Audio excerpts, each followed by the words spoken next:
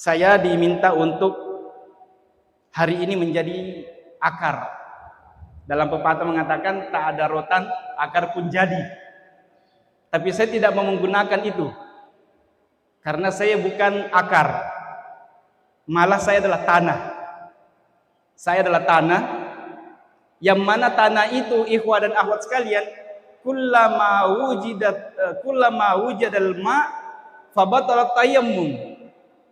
Setiap kali air telah ditemukan, maka tayamum dengan menggunakan tanah itu batal. Saya tentu terbatas untuk berbicara di hadapan ikhwah dan akhwat semuanya. Yang mungkin satu sama lain di antara kita memiliki kelebihan masing-masing. Saya berbicara di hadapan para air. Kullama wujidal ma fabatalat tayammum. Jujur kemarin, ya saya bertekad untuk hadir dalam kegiatan ini untuk mendengarkan tausiah. Tapi ternyata panitia menelpon saya menjelang asar kemarin. Dalam kondisi saya sementara menyiapkan judul untuk taklim sebentar malam. Ternyata dalam kondisi baring-baring saya ditelepon, maka saya langsung terbangun. Ya, mendapatkan telepon karena Ustadz Ketua DPW kita ya lagi anaknya kecelakaan, maka saya langsung bangkit dari pembaringan, langsung serius menerima telepon. Dan saya sudah paham ketika disampaikan bahwa kondisi anaknya harus dioperasi, saya sudah paham maksudnya. Iya. Dan inilah kondisi yang mengharuskan kita ketika tidak ada lagi pilihan-pilihan lain, maka apa boleh buat, akar pun jadi, apa boleh buat, tanah pun digunakan tatkala tidak ada air. Ikhwah dan akhwat yang dimuliakan oleh Allah Subhanahu wa taala, karena itu pada kesempatan yang berbahagia ini ada beberapa poin yang saya ingin sampaikan sebagai pelapis dari apa yang oleh Ketua DPW saya yakin sudah siapkan. Ketua DPW sudah siapkan, tetapi qadar Allah tidak bisa menyampaikan, maka saya akan mencoba menyampaikan poin-poin itu. Yang mana sebenarnya saya pribadi, khususnya hari Jumat ya ada materi bagaimana ba'da Ramadan itu saya upload di YouTube pribadi saya. Karena itu sebenarnya ikhwah dan akhwat bisa mendengarkan di situ. Tetapi ya demikianlah kondisi masyarakat kita di Indonesia ini. Sebagaimana kata Anies Baswedan, minat baca kita tinggi, minat mendengar kita tinggi, tetapi daya baca kita yang rendah. Daya menonton kita, daya mendengar kita itu yang rendah. Terbukti kalau terbukti kita semua rajin baca status-status ya, status Facebook, status WA. Kita rajin baca, kita giat. Tetapi begitu menemukan tulisan-tulisan panjang, akhirnya kita skip. Akhirnya kita berhenti pada tulisan-tulisan itu. Atau kita dengarkan ceramah asatidzah kita, karena ceramahnya panjang-panjang, kita biasanya skip. Ya, paling dinonton hanya ya beberapa durasi saja, beberapa menit saja. Dan saya melakukan penelusuran dari video yang pernah saya upload yang ditonton 5.000 orang, dari durasi 20 menit itu ternyata rata-rata yang menonton hanya 5 menit. Ya, ini hasil penelusuran analitiknya. Saya ketahui kalau ternyata dari 5.000 orang yang menonton, itu rata-rata daya tontonannya hanya 5 menit. Karena itu kemudian saya menyimpulkan bahwa apa yang kita upload di media itu belum tentu semua menyaksikan, belum tentu telah mendengarkan. Karena itu meskipun apa yang akan saya sampaikan pada kesempatan ini tidak akan persis dari apa yang saya sudah upload itu. Yang kedua juga, ya saya berprasangka belum semua sempat mendengarkan. Terlebih lagi, ya kebaikan itu tidak mengapa senantiasa kita ulang-ulang. Allah Subhanahu wa taala berfirman, "Fadzakir fa inna dzikra tanfa'ul mu'minin." Saling memberilah peringatan karena peringatan itu bermanfaat buat orang-orang beriman. Ikhwan dan akhwat yang dimuliakan oleh Allah Subhanahu wa taala, pasca Ramadan umat Islam ini terbagi 3. Umat Islam terbagi 3. Yang pertama, ada umat Islam yang bergembira dengan kepergian Ramadan. Kenapa bergembira? Karena dia merasa bebas keluar dari kungkungan di mana selama Ramadan tidak bebas melaksanakan sesuai dengan keinginannya. Maka setelah Ramadan pergi, dia merasa bebas. Dan ada kelompok yang kedua, kelompok yang bersedih. Kenapa bersedih? Merasa kehilangan momen berharga, kesempatan emas untuk mengukir prestasi-prestasi terbaik pada bulan suci Ramadan.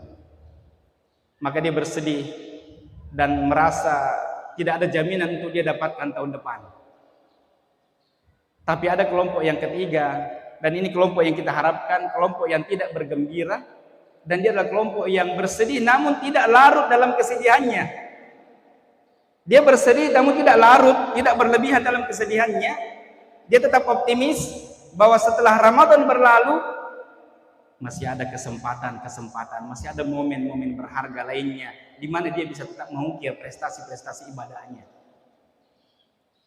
Karena itu, ikhwah dan akhwat yang dimuliakan oleh Allah Subhanahu wa taala, kita berharap semoga kita termasuk kelompok yang ketiga ini.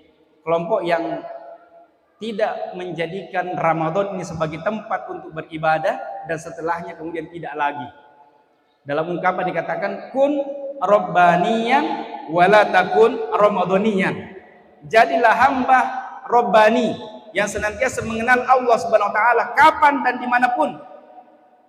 Bukan ramadhaniyan, hamba yang hanya mengenal Allah Subhanahu wa taala pada bulan suci Ramadan. Adapun setelah bulan suci Ramadan berlalu, maka dia kemudian tenggelam dan asyik dengan aktivitasnya. Ikhwah dan akhwat yang dimuliakan oleh Allah Subhanahu wa taala, apakah kita sudah termasuk orang-orang atau menjadi tuan rumah yang memperlakukan tamu kita dengan sebaik-baiknya? Ataukah kita hanyalah tuan rumah yang menyia-nyiakan tamu kita, membiarkan tamu kita sibuk sendiri dan kita juga asyik dengan aktivitas kita? Itu jawabannya ada pada diri kita masing-masing. Masing-masing kita tahu. Karena itu, ikhwas sekalian, bagaimana ba'da Ramadan ini? Pada kesempatan ini setidaknya ada 3 poin penting yang saya ingin sampaikan. Yang pertama adalah bagaimana seorang pribadi muslim ba'da Ramadan. Bagaimana setiap individu pasca Ramadan. Kaifa au madza ba'da Ramadan.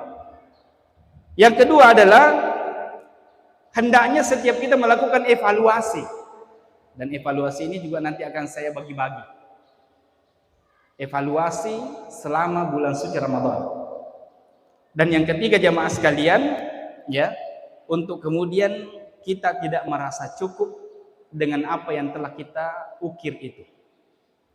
Dan yang berikutnya adalah dengan apa yang kita jadikan patron dalam mengarungi hidup setelah Ramadan. Dan tak kalah pentingnya akan saya selipkan bagaimana seorang pribadi muslim yang berlembaga pasca Ramadan. Saudara-saudara kaum muslimin, sidang jamaah silaturahim akbar yang dimuliakan oleh Allah Subhanahu wa taala. Pada kesempatan yang berbahagia ini,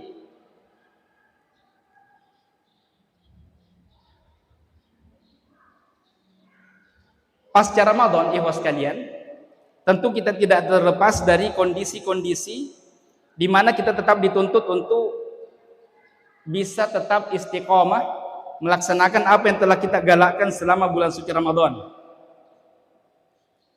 Tentu saja kita adalah pribadi-pribadi yang dituntut untuk bisa mempertahankan, bahkan ya kalau perlu meningkatkan. Paling minimal kita bisa tetap mempertahankan apa yang telah kita galakkan pada bulan suci Ramadan. Bahkan bisa kita katakan bahwasanya indikator berhasilnya seseorang pada bulan suci Ramadan itu sebenarnya bukan dilihat pada bulan suci Ramadan, tetapi dilihat bagaimana setelahnya. Bagaimana setelah keluar dari bulan suci Ramadan. Ya karena itu ada syair Arab yang semua mungkin sudah hafalkan, tapi tidak mengapa kita ulangi pada kesempatan ini. Syair Arab yang mengatakan laisal aidu liman labisal jadidu walakinnal aidu liman ta'atuhu tazidu. Bukan yang berhari raya mereka yang memakai baju baru. Meskipun semua kemarin kita akrab dengan baju baru kita. Tetapi ternyata dalam syair ini dikatakan bukan itu yang berhari raya. Tetapi yang berhari raya sesungguhnya adalah mereka liman ta'atuhu tazidu. Siapa yang ba'da Ramadan itu tingkat ketaatannya semakin bertambah. Karena itu ikhwas sekalian, ya, dalam Al-Qur'an dikatakan siapa yang beribadah pada bulan suci Ramadan, begitu giat beribadah pada bulan suci Ramadan, tetapi setelah berlalu maka amalan-amalan itu kemudian ditinggalkan. Maka itu disinggung, diibaratkan dalam Al-Quran dengan seorang wanita penenun yang ketika pintalan kainnya hampir selesai, maka benangnya dicerai-beraikan kembali. Afwan, sambil pengajian tidak apa-apa sekali-kali luruskan kakinya. Ya, tidak apa-apa sekali-kali luruskan kakinya supaya tetap rileks. Karena itu ikhwah dan akhwat sekalian, kita berharap kita tidak seperti wanita penenun yang dalam ayat ini disebutkan, ya, yang ketika pintalan benangnya hampir selesai itu dicerai-beraikan kembali, sehingga tidak bisa jadi sebagai sebuah pintalan benang. Karena itu ikhwah dan akhwat yang dimuliakan oleh Allah Subhanahu wa taala, pada kesempatan ini ya saya mengajak kepada kita semuanya untuk kemudian ya bertekad ya untuk kemudian membawa apa yang telah kita upayakan pada bulan suci Ramadan kemarin, kita bisa tetap pertahankan dan kita istiqomah dengan itu. Sebentar insya Allah kita akan sebutkan ada patron yang semoga itu bisa menjadi patron kita bagaimana apa yang harusnya kita lakukan. Sekarang ini ikhwah sekalian, sebagai bentuk evaluasi, saya ingin mengajak kita untuk kemudian melihat bagaimana pencapaian sebagaimana tujuan puasa itu diturunkan. Saya kira semua kita sudah paham, ya adik-adik kita pun paham tujuan daripada puasa ini. Allah Ta'ala berfirman, kutiba alaikumus syiyam kama kutiba 'alal ladzina min qablikum. Ya. Apa tujuannya? La'allakum tattaqun, agar kalian bertakwa. Takwa yang oleh Ka'ab bin Malik dan Umar bin Khattab ketika berdialog, mereka berdua menyimpulkan bahwasanya takwa itu ibarat seseorang melewati sebuah jalanan yang di kiri kanannya penuh dengan onak dan duri. Maka bagaimana orang ini melewati jalanan itu, bagaimana hati-hatinya dia melewati jalanan itu, maka itulah takwa. Ketika kita melewati jalanan yang penuh dengan duri, bagaimana hati-hatinya kita, maka itulah takwa. Takwa yang dalam surah Ali Imran, setelah Allah Subhanahu wa taala berfirman, wasari'u ila magfiratin min rabbikum wa jannatin arduha samawati wal ard uiddat lil muttaqin. Setelah itu kemudian disebutkan lanjutannya. Bagaimana ciri-ciri orang yang bertakwa itu? Yunfikuna fis sarra'i wad dharra, memaafkan, tidak marah, bisa menahan amarahnya, dan begitu seterusnya disebutkan dalam ayat itu. Takwa yang oleh sahabat yang mulia Ali bin Abi Thalib katakan, at-taqwa huwal khawfu minal jalil wal amalu bit tanzil wal qana'atu bil qalil wal isti'dadu ila yaumir rahim. Ini definisi takwa yang sangat berat. Bahkan saya ketika melihat kalimat ini, ya saya pribadi ya rasa-rasanya gemetar.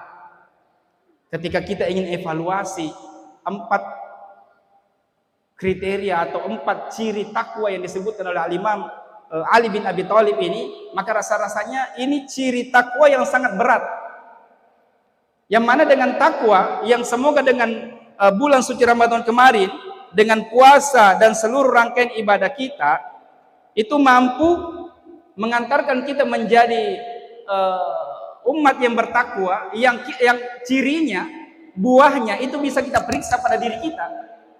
Apakah betul dengan puasa kita? Apakah betul dengan tarwih kita, tadarrus kita, sedekah kita sudah mengantarkan kita menjadi pribadi yang yakhafuna min yakhafuna minal jalil, takut kepada Allah Subhanahu wa taala.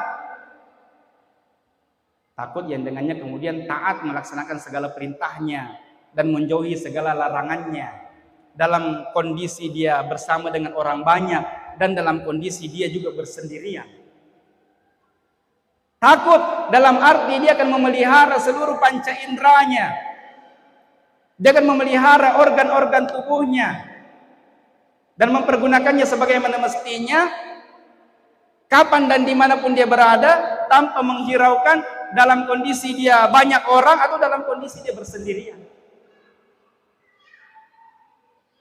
Yang selanjutnya dengan al-khaufu minal jalil tadi, rasa takut kepada Allah Subhanahu wa taala akan membuahkan pengamalan terhadap syariat Allah ini, dan patronnya adalah kitabullah wal amalu bit tanzil, yaitu mengamalkan apa yang telah diturunkan oleh Allah Subhanahu wa taala, yaitu Al-Qur'an dan berdasarkan hadis Rasulullah sallallahu alaihi wasallam.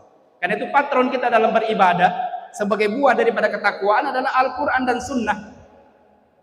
Karena itu sebagai bahan introspeksi juga, bahan evaluasi, apakah ba'da Ramadan kita betul-betul menjadikan Al-Qur'an dan sunnah sebagai pedoman kita terhadap seluruh aktivitas ibadah kita. Yang selanjutnya, yang ketiga disebutkan adalah ya, wal qanaatu bil qalil, dan orang ini akan senantiasa qanaah, merasa cukup dengan yang sedikit, merasa cukup dengan apa yang dimiliki. Puasa kemarin sudah mengajarkan kepada kita menahan rasa lapar dan dahaga, sudah mengajarkan kita untuk berbagi. Ya, ikhwah dan akhwat kita melakukan ya tebar iftar, tebar mukena, tebar ini dan itu. Yang setidaknya di antara kita menyaksikan, lagi-lagi menyaksikan rumah-rumah saudara-saudara kita yang masih dalam kondisi sederhana. Maka seharusnya itu memberikan pengaruh besar, pengaruh kuat pada diri kita. Bukan sekedar sadar bahwasanya banyak orang yang hidup di bawah garis kemiskinan, tetapi itu juga akan membuahkan kesadaran kepada kita untuk mau merasa cukup dengan apa yang kita miliki. Dengan kesederhanaan rumah kita, tempat-tempat tinggal kita, perabot-perabot yang ummahat miliki, seharusnya menyadarkan kepada kita bahwa masih banyak orang yang sedikit perabotnya. Baju-baju bekas yang dibagikan, mukena-mukena yang dibagikan, seharusnya menyadarkan kepada kita bahwa ada orang yang tidak memiliki, dan ada di antara ummahat yang mukenanya berjejeran di lemari, bajunya berjejeran di lemari, bahkan mungkin ada baju yang tidak pernah dipakai dalam satu pekan. Wal qanaatu bil qalil, seharusnya menyadarkan kita dan membuahkan rasa qanaah, merasa cukup dengan apa yang Allah Subhanahu wa taala titipkan kepada kita meskipun itu masih sedikit. Bahkan bagaimana kita zuhud, merasa cukup, merasa sederhana. Yang suatu waktu ada sahabat pernah bertanya kepada Rasulullah sallallahu alaihi wasallam, "Ya Rasulullah, kabarkan kepada saya suatu amalan yang kalau saya amalkan maka saya akan dicintai oleh Allah dan manusia juga akan mencintai saya." Maka Rasulullah mengatakan dalam sebuah hadis yang hasan, ya, izhad fid dunya yuhibbukallah. Zuhudlah kepada dunia, maka niscaya Allah akan mencintaimu. Wazhad fima 'indan nas yuhibbuka fi, dan berlaku zuhudlah terhadap apa yang dimiliki oleh manusia, maka engkau juga akan dicintai oleh mereka. Wal qanaatu bil qalil. Dan yang terakhir ikhwah dan akhwat sekalian, sebagaimana yang disebut oleh Ali bin Abi Thalib adalah wal isti'dadu ila yaumir rahim, dan senantiasa melakukan persiapan menuju hari akhirat. Dengan usia kita yang mungkin masih muda, di antara kita ada yang usianya perlahan-lahan semakin menua, dan informasi yang silih berganti masuk ke WA kita masuk ke media sosial kita, terdengar di telinga kita, meninggalnya Ustadz Fulan, meninggalnya Ummahat Fulan,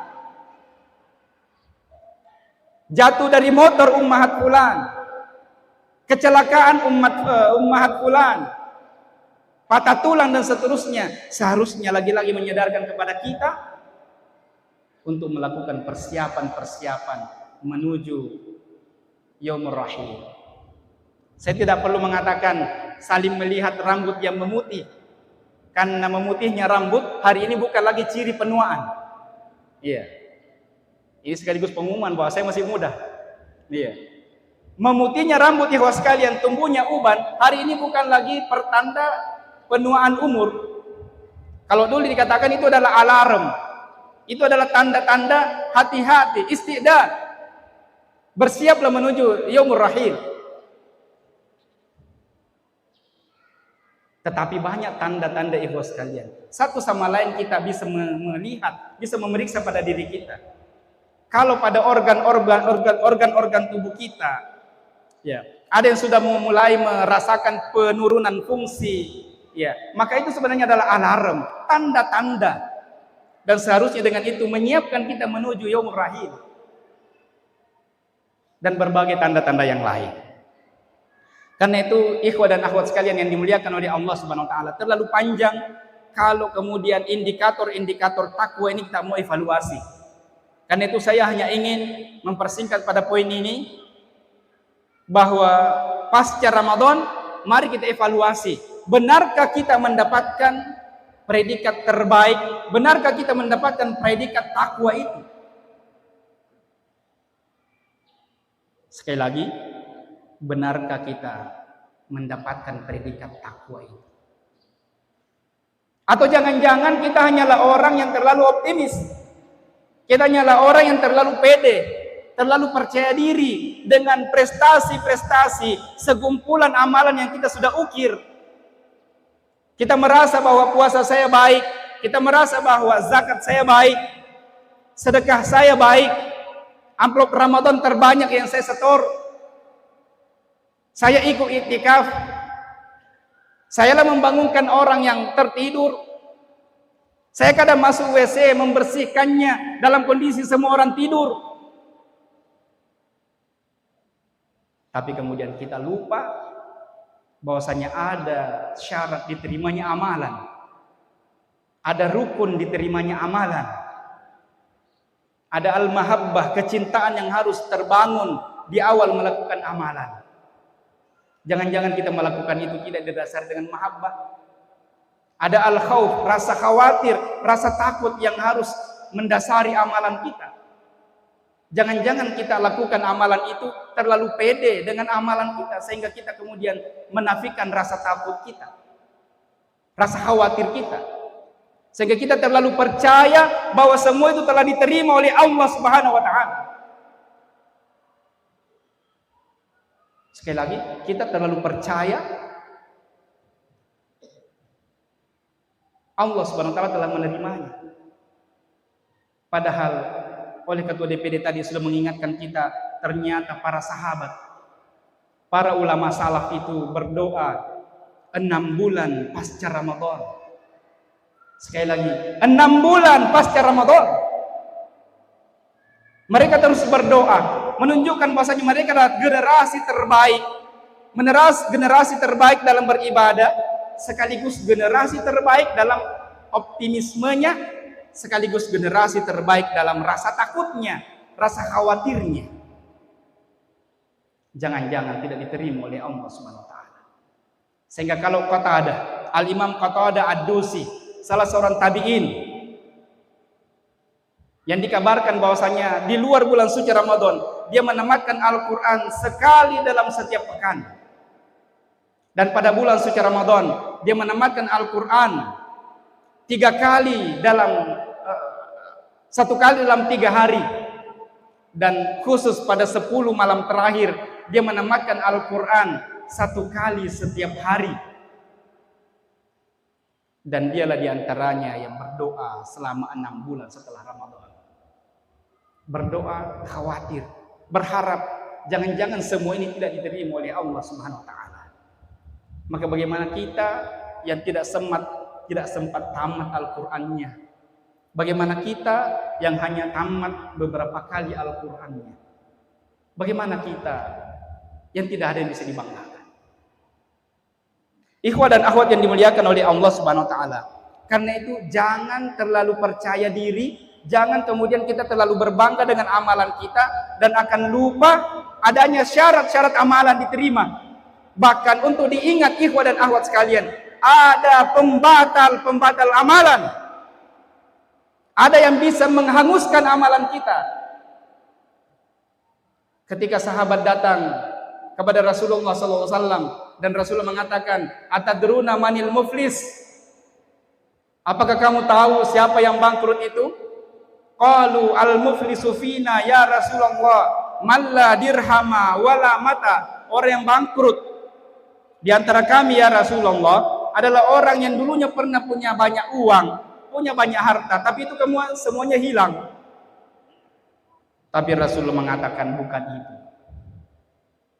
Al-muflisu min ummati mayyati yaumal qiyamati bi sholatin wa siyamin wa zakatin wa qad syatama hadza wa qad akhadha mala hadza wa qad kadzaba hadza wa akala mala hadza wa daraba hadza wa syatama dama hadza.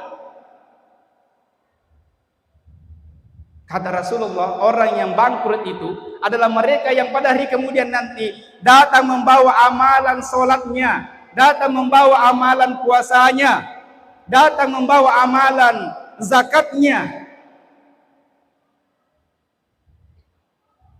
Tapi ternyata dia pernah mencaci maki fulan, dia pernah menggibah fulan, dia pernah mengambil harta fulan tanpa hak, dia pernah membunuh fulan tanpa hak, dia pernah wa akala mala hadza wa daraba hadza, dan dia pernah memukul fulan. Maka semua ini kemudian datang menuntut balas, sehingga kemudian amalan-amalannya diambil. Dan ketika amalan-amalannya habis dan orang-orang masih datang terus untuk menuntut balas, habislah amalannya, maka selanjutnya keburukan orang ini ditimpakan padanya sampai kemudian dia dicampakkan ke dalam neraka, waliyahzubillah. Karena itu ikhwah dan akhwat sekalian, ini bahan introspeksi kita ba'da Ramadan, bahan evaluasi buat diri saya dan buat kita semuanya, bahwasanya ada syarat amalan diterima, ada rukun amalan itu diterima, dan untuk diingat ada penghapus amalan kita. Karena itu benar kata ulama kita, kita tidak boleh cukup hanya merasa cukup hubungan kita baik kepada Allah Subhanahu wa taala, tetapi hubungan kita kepada sesama manusia tidak baik. Karena itu adanya momen silaturahmi. Kita tidak mengatakan setelah ini semuanya berbaris saling memaafkan. Tidak. Tapi memaafkan dengan cara-cara antum semuanya. Saling memaafkanlah dengan cara-cara terbaik yang kita miliki. Saling memaafkanlah dengan cara-cara kita masing-masing. Ikhwah dan akhwat yang dimuliakan oleh Allah Subhanahu wa taala.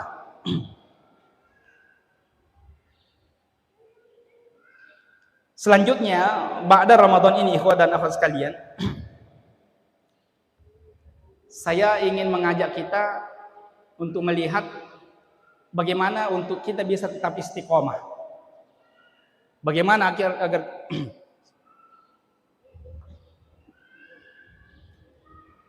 bagaimana agar kita bisa tetap istiqomah. Dan keistiqomahan ini, ikhwah dan akhwat sekalian, itu patut untuk mengevaluasi banyak sisi pada kehidupan kita. Kita patut untuk mengevaluasi ketakwaan tadi. Kita patut untuk mengevaluasi amalan kita yang tadi kita galakkan pada bulan suci Ramadan. Dan juga kita patut untuk mengevaluasi karakter sebagai buah daripada Ramadan itu. Dan untuk itu saya mengajak diri saya dan kepada kita semuanya untuk merenungkan ciptaan Allah Subhanahu wa taala yang tergolong kecil. Karena Allah Subhanahu wa taala tidak segan-segan untuk mengangkat perumpamaan. Innallaha la yastahyi ayyadriba mathalan. Ya, sesungguhnya Allah Subhanahu wa taala tidak malu mengangkat sebuah perumpamaan, meskipun perumpamaan itu dari seekor nyamuk, dari seekor makhluk yang sangat kecil. Tapi kali ini saya tidak mengangkat perumpamaan nyamuk, tapi saya ingin mengajak kita untuk merenungkan bagaimana seekor ulat dan bagaimana seekor ular. Yang mana kedua hewan ini, kedua makhluk Allah Subhanahu wa taala ini, dua makhluk yang dalam kondisi tertentu dia penampilannya tidak baik. Kita tahu ular ya mengerikan, tidak elok dipandang, menakutkan, bahkan bisa berbisa, bisa membahayakan kita. Tapi seekor ular ternyata dia juga tahu diri. Ada masa dia harus berdiam, dia harus berpuasa. Ada masa kepompong di mana dia akan berdiam diri, tidak makan, sampai akhirnya kulitnya berubah. Kulitnya berubah, dan pada akhirnya dia melepaskan diri dari kulit itu, dan keluarlah menjadi seekor ular yang baru.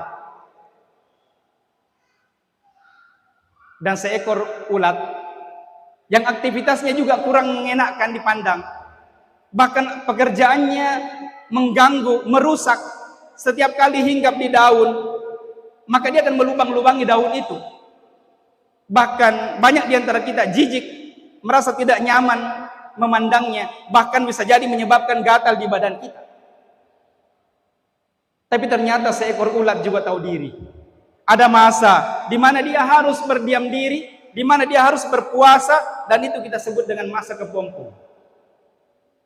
Dalam masa yang telah ditentukan, dia akhirnya berkepompong dan akhirnya berubah. Bukan lagi seekor ulat, tapi berubahnya menjadi seekor kupu-kupu. Dua hewan ini, ikhwah dan akhwat sekalian, mari kita renungkan. Sama-sama berkepompong, sama-sama berpuasa. Tapi mari kita lihat perbedaan 5 hal. Pertama dari namanya. Setelah berkepompong, ular namanya tidak berubah, tetap juga ular. Sementara kupu-kupu berubah menjadi apa? Ulat berubah menjadi kupu-kupu. Dari wajahnya, ular setelah berkepompong, sekalian, setelah berpuasa, wajahnya berubah atau tidak? Tetap saja ular. Tapi kupu-kupu, ulat sekalian, berubah menjadi kupu-kupu yang indah, menjadi kupu-kupu yang cantik. Aktivitasnya, setelah berkepompong, setelah berpuasa, ular tidak berubah aktivitasnya. Tetap saja aktivitasnya seperti itu. Bergeraknya juga tetap seperti itu. Makanannya tidak berubah. Tetap sama. Makanannya buah-buahan, makanannya ini dan seterusnya. Adapun seekor ulat, setelah melalui masa puasa, melalui masa kepompongnya, maka dia berubah gerak-geriknya. Yang tadinya ketika dia seekor ulat, ketika hinggap di sebuah daun, maka dia melubang-lubangi daun itu, berubah menjadi seekor kupu-kupu yang membantu proses penyerbukan yang ada di daun itu, yang ada di tanaman itu. Membantu proses penyerbukan yang ada pada tanaman itu. Aktivitasnya yang tadi mengerikan, bahkan bisa membuat orang gatal, berubah menjadi kupu-kupu yang indah dipandang mata. Bahkan aktivitasnya, cara bergeraknya itu berubah, yang tadinya menjalar itu berubah menjadi terbang. Pertanyaannya kemudian, ikhwah sekalian, kita mau berpuasa seperti siapa? Seperti ular atau ulat? Dan ini tentu sangat rendah, ikhwah dan akhwat sekalian. Lebih daripada itu, tuntutan puasa, tujuan puasa di mana Allah Subhanahu wa taala turunkan, lebih daripada itu. Karena itu kemudian mari kita mengevaluasi ini, dan mari kita periksa semua ini, bukan hanya dari sisi ketakwaan kita, tetapi dalam banyak hal dalam sisi kita evaluasi. Karena itu ya, ini materi saya tahun lalu, ya, karena saya juga tahun lalu menyampaikan ternyata Ustaz, secara online, ya. Tidak mengapa saya ulangi.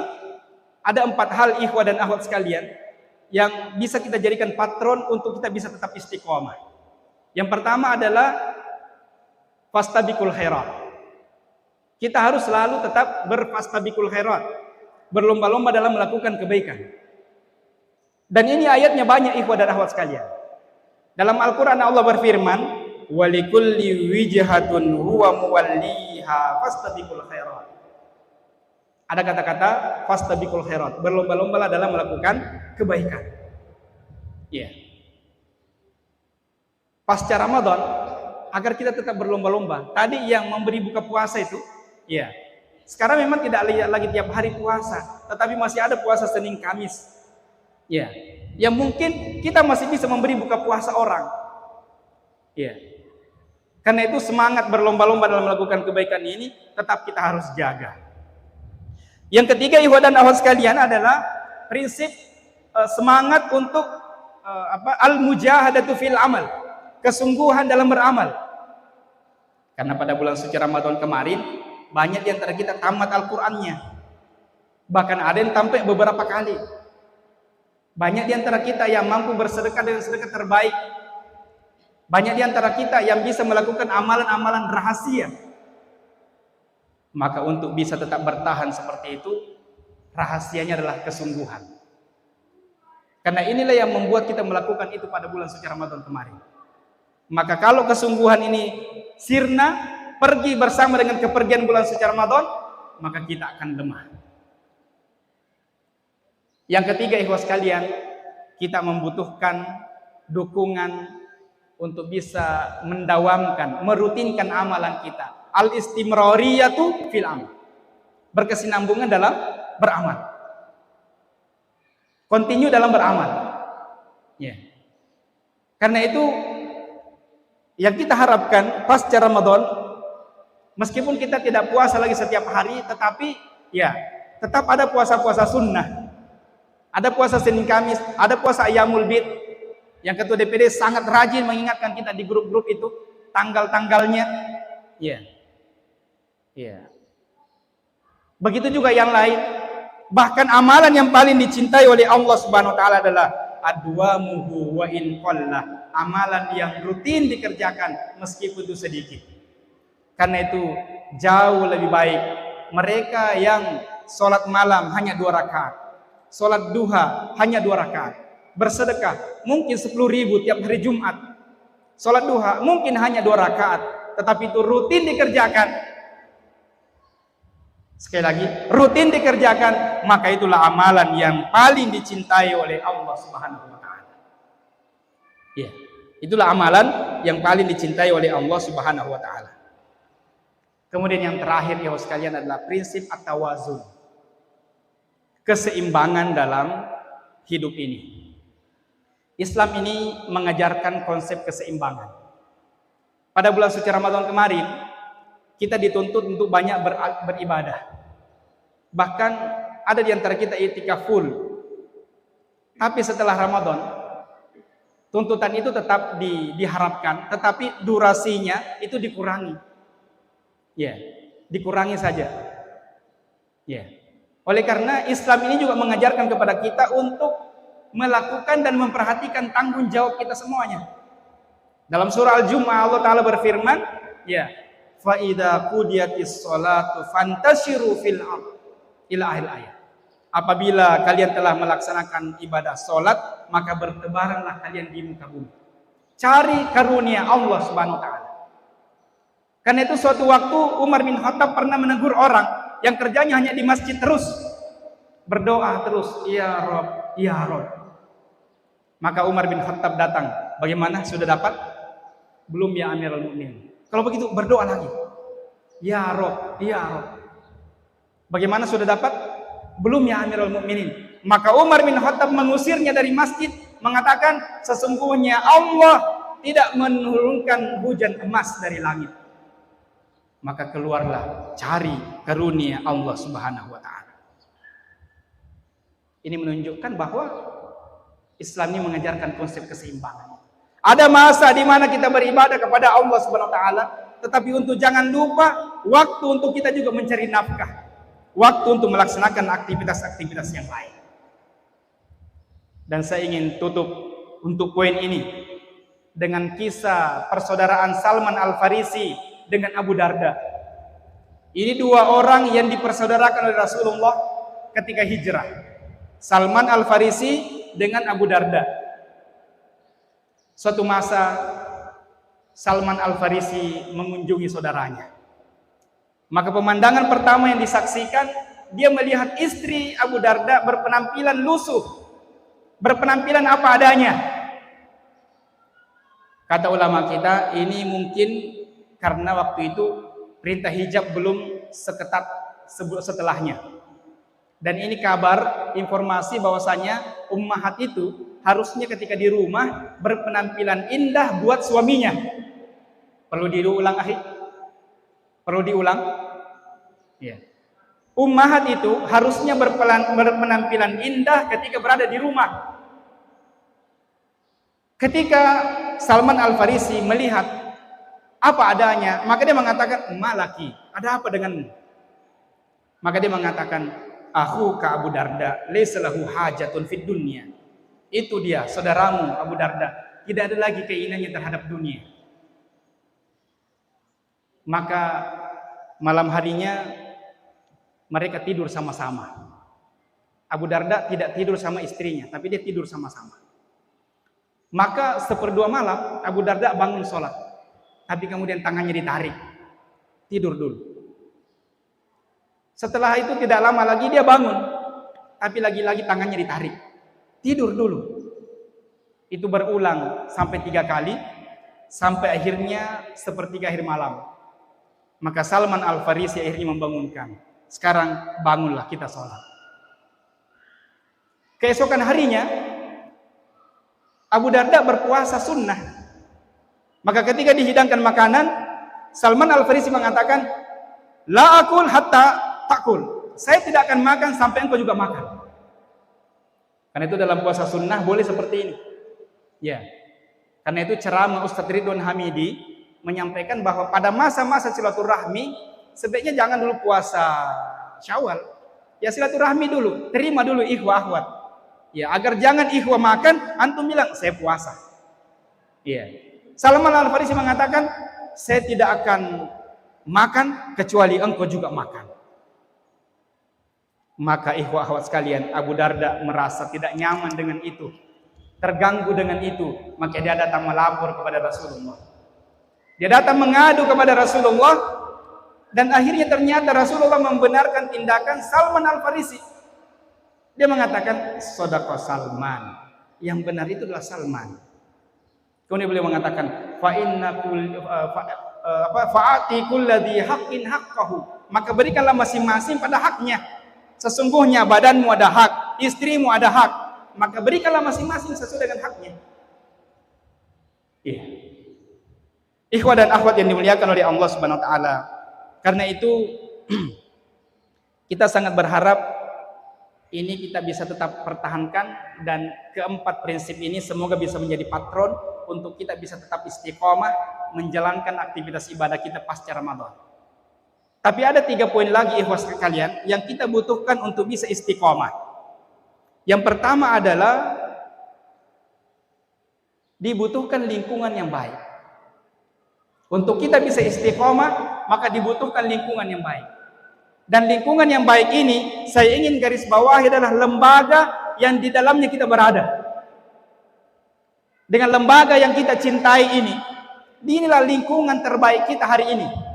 Yang dengannya kita bisa saling memotivasi, puasa sunnah, sholat sunnah, dan secara umum amalan kita. Bahkan ada wajah-wajah ikhwah kita, ketika kita melihatnya, sekedar melihatnya kita sudah teringat akhirat. Maka dengan bersama ikhwah, bersama dengan akhwat, inilah lingkungan terbaik kita hari ini. Yang kedua ikhwah sekalian, nanti ada turunannya. Yang kedua ikhwah dan akhwat sekalian, selain daripada itu adalah doa. Karena itu kalau saja Rasulullah SAW berdoa, "Ya muqallibal qulub, wahai zat yang membolak-balikkan hati, tetapkanlah hati kami dalam agamamu." Maka kita jauh lebih pantas untuk berdoa itu. Kita jauh lebih pantas untuk banyak melantunkan doa itu. Terlebih lagi kita tidak ada jaminan, terlebih lagi kita hidup di zaman teknologi yang hari ini tantangannya sangat banyak, maka dibutuhkan doa. Dan yang terakhir, ikhwah sekalian, perlu kita banyak-banyak mengingat kematian, pemutus kenikmatan, yang dengan itu semakin kita mengingatnya, maka itu akan mengingatkan kita dan mengantarkan kita untuk istiqomah, untuk kembali bisa melaksanakan ketaatan lagi. Dalam kondisi kita tidak taat, dalam kondisi kita agak lalai, dengan mengingat kematian, maka diharapkan itu menjadi alarm buat kita. Kan itu ada di antara ulama salaf kita sampai menggali lubang di rumahnya. Di sini belum ada yang begitu ya. Iya. Ada di sini berani menggali lubang kuburan di rumahnya, yang oleh ulama ini setiap saat malah turun berbaring di situ. Yang dengan itu kemudian mengingatkan dia kepada kematian. Iya. Kalau belum berani melakukan seperti itu, kalau antum mengantar istri antum ke pasar, sekali-kali belokkan itu mobil naik ke kuburan sana. Belokkan mobil naik ke simpang 5. Ya. Kalau sudah beli spring bed, bawa juga lihat ke sana. Ya, agar kita teringat bahwa ternyata ada kehidupan setelah kehidupan. Ya. Karena itu ikhwah dan akhwat sekalian yang dimuliakan oleh Allah Subhanahu wa taala, saya kembali pada lingkungan terbaik tadi. Saya ingin menyampaikan yang pertama, syukurilah keberadaan kita di lembaga ini. Syukurilah keberadaan kita di lembaga ini. Dengan kebersamaan dengan ikhwah dan akhwat, yang dengannya kita bisa saling mengingatkan dan kita bisa tetap istiqomah sampai hari ini. Sampai hari ini ada mungkin di antara ikhwah kita yang dari dulu kita lihat dan dari dulu bersama dengan kita, sampai hari ini rambutnya sudah mulai menunjukkan tanda-tanda penuaan, wajahnya sudah menunjukkan penuaan.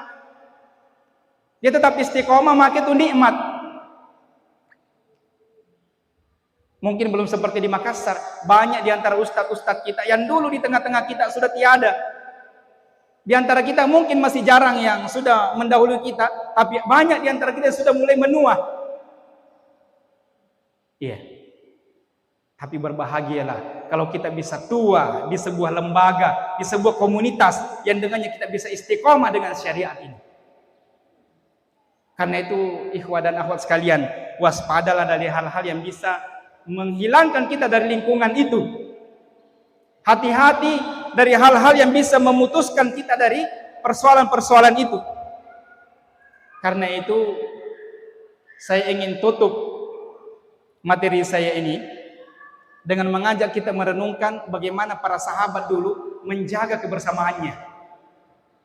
Sekali lagi saya ingin tutup dan tolong perhatikan ikhwah dan akhwat sekalian, bagaimana para sahabat dulu menjaga kebersamaannya ketika bersama dengan para sahabat. Saya ingin awali dengan kisah Abu Bakar As-Siddiq dengan Umar bin Khattab. Ketika selesai perang Badar, ada tawanan perang sebanyak 70 orang. Maka Rasulullah bertanya kepada para sahabatnya, kita apakan tawanan ini? Ini sebenarnya bukan hal baru buat kita. Kita apakan tawanan ini? Abu Bakar As-Siddiq mengatakan, belum waktunya ya Rasulullah, kita punya tawanan. Maka bebaskan saja. Karena memang Rasulullah orangnya berhati lembut, berhati bijaksana. Bebaskan ya Rasulullah. Dari situ mungkin kita bisa dapat tebusan. Ketika Umar bin Khattab ditanya, maka beliau mengatakan, kita penggal semuanya ya Rasulullah. Tapi ternyata pada waktu itu Rasulullah memilih pandangan Abu Bakar As-Siddiq. Tapi kemudian belakangan turun ayat yang menunjukkan bahwa ternyata yang benar adalah seharusnya pilihan Umar bin Khattab. Karena itu kemudian dapat ditemukan dalam banyak hal, banyak bukti-bukti bahwasanya Umar bin Khattab itu kadang benar. Sehingga Rasulullah mengatakan, "Lau kana ba'di nabiyyun lakana Umar." Kalau sekiranya setelahku ada nabi, maka itulah Umar. Tapi apakah ketika Umar bin Khattab idenya tidak diterima oleh Rasulullah, dia mengatakan, "Saya mundur dari grup ya Rasulullah. Saya keluar dari grup. Saya berhenti jadi pengurus ya Rasulullah. Saya berhenti tarbiyah ya ketua DPD." Iya, tidak. pendapat Umar bin Khattab tidak diterima, dia tetap bersama dengan Rasulullah SAW. Dia tetap lapang dada. Karena itu dalam kebersamaan kita, banyak ide-ide kita yang tidak selamanya diterima. Bahkan mungkin ada ide kita yang benar, tapi tidak diterima, tidak mengapa. Demikianlah berlembaga, demikianlah bersama. Berlapang dadalah dalam perbedaan-perbedaan. Kisah kedua, ikhwas sekalian, ketika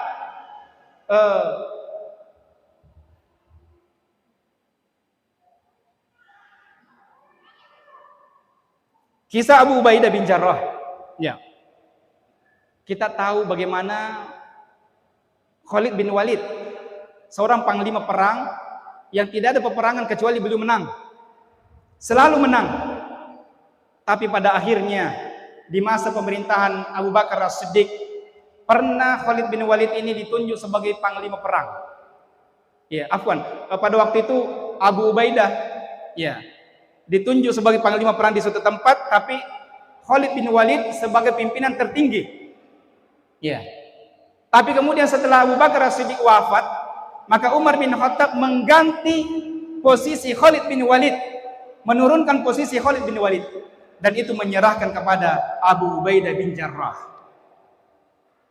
Ikhwah dan akhwat sekalian, ketika pimpinan itu diserahkan kepada Abu Ubaidah bin Jarrah, Abu Ubaidah bin Jarrah datang ke peperangan, datang bergabung di medan perang. Dia tidak langsung mengatakan, Khalid bin Walid, antum bukan lagi panglima, antum bukan lagi pimpinan perang, itu sudah ada di pundak saya. Tapi Abu Ubaidah bin Jarrah tetap tenang, tetap ikut berperang, dan peperangan berjalan lancar apa adanya.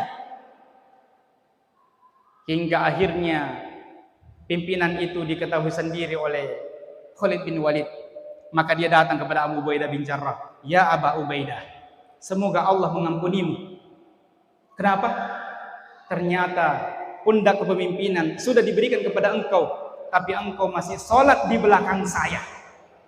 Artinya apa? Khalid bin Walid masih disuruh jadi imam, masih disuruh jadi pimpinan perang, dan masih disuruh jadi imam. Ini juga sekaligus pelajaran bahwa pimpinan itu seharusnya juga adalah imam, dan tergantung daripada kesepakatan di suatu tempat. Karena itu jangan sembarang di antara kita mau maju jadi imam. Ya, semua kita mau maju jadi imam. Masing-masing sudah ada yang ditetapkan. Ada imam tetap.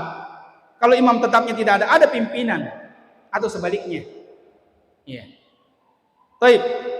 Khalid bin Walid mengatakan, semoga Allah mengampuni dosa-dosamu. Ternyata pimpinan ini sudah diberikan kepadamu, tapi engkau tidak menyampaikan kepada saya, dan engkau masih tetap sholat di belakang saya. Maka Abu Ubaidah mengatakan, saya tidak mau mengacaukan peperangan, saya tidak mau membuyarkan. Dan bisa dibayangkan kalau dalam kondisi perang tiba-tiba diumumkan panglima perang berganti. Bisa dibayangkan ya sekali. Iya. Kan itu dalam kondisi kejamaahan kita, ada kondisi-kondisi di mana jamaah ini perlu dijaga, perlu dipertahankan. Jangan sampai ada hal yang bisa mengacaukan.